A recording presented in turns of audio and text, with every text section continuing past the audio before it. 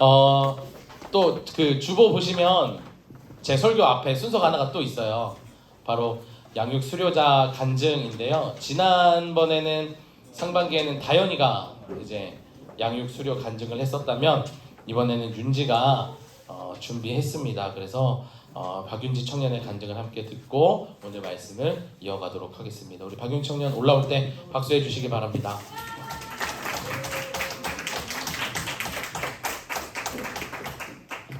안녕하세요. 사실 하나도 안 떨렸었는데 여기 올라오니까 조금 떨리네요. 짧게 간증을 하도록 하겠습니다. 양육을 시작하기 전 사람들이 저에게 양육을 신청하게 된 계기를 물어보면 저는 언젠가 해야 할 것 같아서 라고 답변하곤 했습니다. 20년간 모태신앙으로 살아오면서 기독교는 저에게 일종의 문화가 되어 있었습니다. 하나님의 나라에 대해 명확하게 알고 있는 건 없으나 새로 배우고 싶은 내용도 딱히 없었습니다.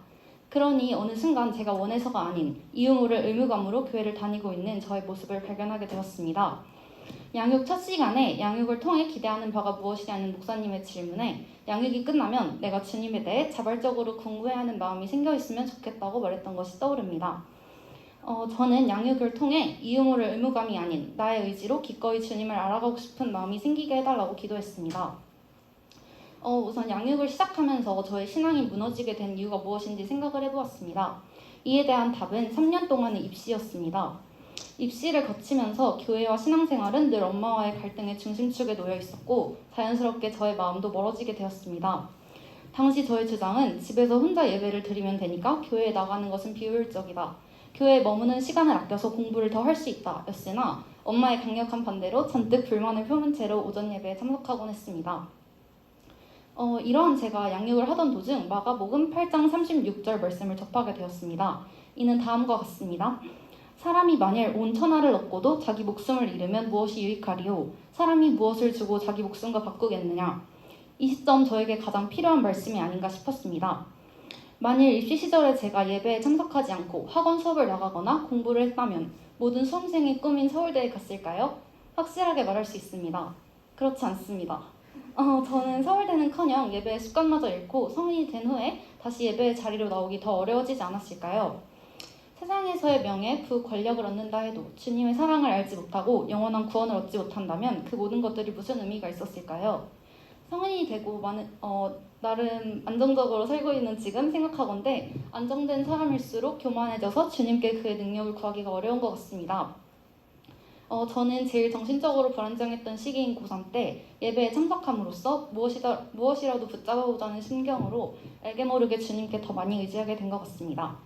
그리고 그 마음이 이어져 지금 이 자리에서 간증하고 있습니다. 엄마의 강요에, 나의 수능에, 그리고 이런 마음들을 허락하신 주님께 감사를 드립니다. 다음은 양육을 하며 느낀 하나님의 사랑에 대해 이야기하기 위해 양육 과제를 하며 읽었던 말씀을 하나 더 나누도록 하겠습니다. 이는 로마서 8장 32절 말씀으로 다음과 같습니다. 자기 아들을 아끼지 않으시고 우리 모두를 위하여 내어주신 분이 어찌 그 아들과 함께 모든 것을 우리에게 선물로 거저주지 않으시겠습니까? 이 구절은 최근 저의 부끄러운 경험 하나와 연결됩니다. 제가 가장 사랑하는 사람은 단 1초의 망설임 없이 엄마라고 말할 수가 있습니다. 이렇게 사랑하는 엄마가 얼마 전 저에게 연휴 동안 고생한 자신을 위해 제가 추석 때 받은 용돈을 넘기라는 농담 섞인 제안을 한 적이 있습니다.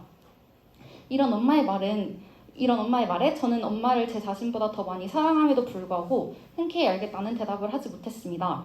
그날 오후에 양육 과제를 하다가 로마서 8장 32절의 말씀을 보았을 때 저는 너무나도 부끄러웠습니다. 저는 사랑하는 엄마를 위해 고작 용돈 40만 원도 흔쾌히 내어주지 못했습니다. 그러나 우리를 위해 사랑하는 아들 그리고 그 이외의 모든 것을 아무런 대가 없이 내어주신 하나님의 사랑은 얼마나 큰지 아주 조금이나마 체감하게 되었으며 부끄러움과 더불어 엄청난 감사와 기쁨을 느꼈습니다. 다음으로 제가 반성한 부분에 대해 나누겠습니다. 양육 과정에서 토기장이의 비유에 대해 배웠습니다. 이걸 간단히 설명드리자면 하나님을 토기장이에 우리를 토기를 만들기 위한 진흙에 비유하며 토기장이의 목적에 맞는 토기가 되기 위해서는 내가 과연 그리스도의 형상대로 빚어져서 그분의 쓰임을 받고자 하는가? 라는 질문을 스스로에게 던져보아야 한다는 내용이었습니다. 실제로 이 질문을 스스로 던지는 과정에서 저는 제가 말로는 주님께 내 삶을 내어드리고 주님께서 원하는 삶을 살기를 바란다고 말하지만 막상 속으로는 제가 가진 것들을 포기할 용기가 없고 그것들의 미련을 가지고 있었다는 것을 인정하게 되었습니다. 그러다가 제가 문득 사용한 포기라는 단어가 굉장히 모순적이라는 생각이 들었습니다. 국어사전에 따르면 포기하다의 정의는 자기가 가진 권리나 자격, 물건 따위를 내던져 버리다입니다. 그러나 제가 누리는 모든 것들이 과연 온전히 저의 것이라고 말할 수 있을까요? 애초에 저의 소유가 아닌 것들에 대해 포기와 미련을 운운하는 것 자체가 나의 삶 일부를 내 자신이 지배하고 있다고 믿고 있었기 때문이 아닐까요? 양육 교재에 따르면 기독교에서 말하는 죄의 뿌리, 즉 본질은 자기중심성이라고 합니다.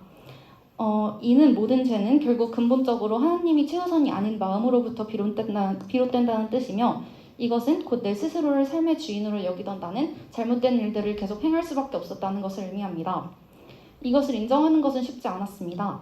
그러나 양육을 통해 결국 나의 중심엔 하나님이 계셔야 한다는 것을 받아들였습니다.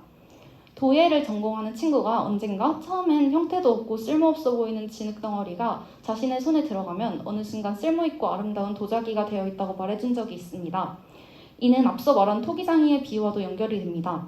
진흙덩어리는 스스로를 빚어낼 수 없습니다. 만일 진흙이 토기장이의 손길을 거부한다면 결국 언젠가는 휘어지고 깨어질 것입니다.